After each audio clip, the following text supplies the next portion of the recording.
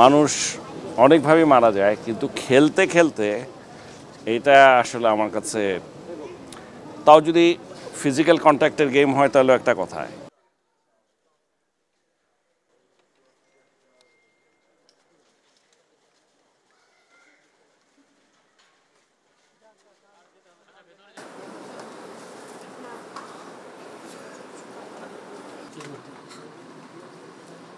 যে কেউ চলে গেলে এটা একটা বিরাট লস, কিন্তু এর মধ্যে কিছু মানুষ থাকে যাদেরটা আসলে অপূরণীয় বলি আমরা।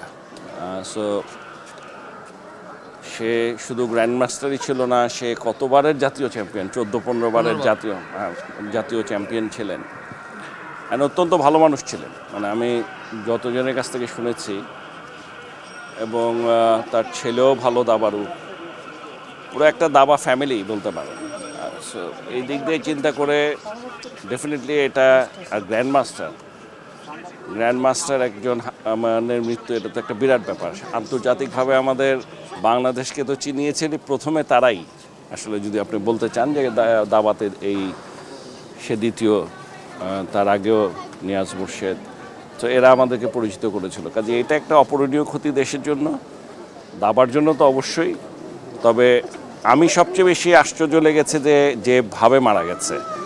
মানুষ অনেকভাবে মারা যায়, কিন্তু খেলতে খেলতে এটা আসলে আমার কাছে, তাও যদি ফিজিক্যাল কন্ট্যাক্টের গেম হয় তাহলে একটা কথা।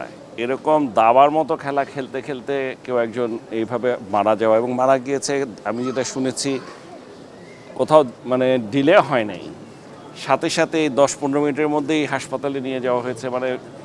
মানে সব কিছু ঠিকই ছিল, কিন্তু তারপরও ওখানে নেওয়ার সাথে সাথেই নাকি বলেছে যে সে আর বেঁচে নেই। কাজে এটা একটা ম্যাসিভ হার্ট অ্যাটাক হবে বোধ হয়। আমার তো আর ডাক্তারের সাথে কথা হয়নি, কার্ডিয়াক অ্যারেস্ট এটা হয়েছে, এবং কিছু বলার ভাষা নাই। আমি আসলে আমি এটা শুনেছি ঠিক মাগরিবের নামাজের আগ মুহূর্তে, শুনে আমি তখন যাওয়ার জন্য প্রস্তুতি নিলাম যে নামাজটা পড়ে যাব আমি ইব্রাহিম কার্ডিয়াকে। ওখানে গাড়িতে উঠে শুনি ওখানে নাই, মোহাম্মদপুরে আসছে। তো বাসাটা আসলে আমি চিনি না, সেই বাসাটার ঠিকানা নিয়ে চিনে এখন আসলাম এখানটায়। দেখলাম তার পরিবারের সাথে কথা হয়েছে।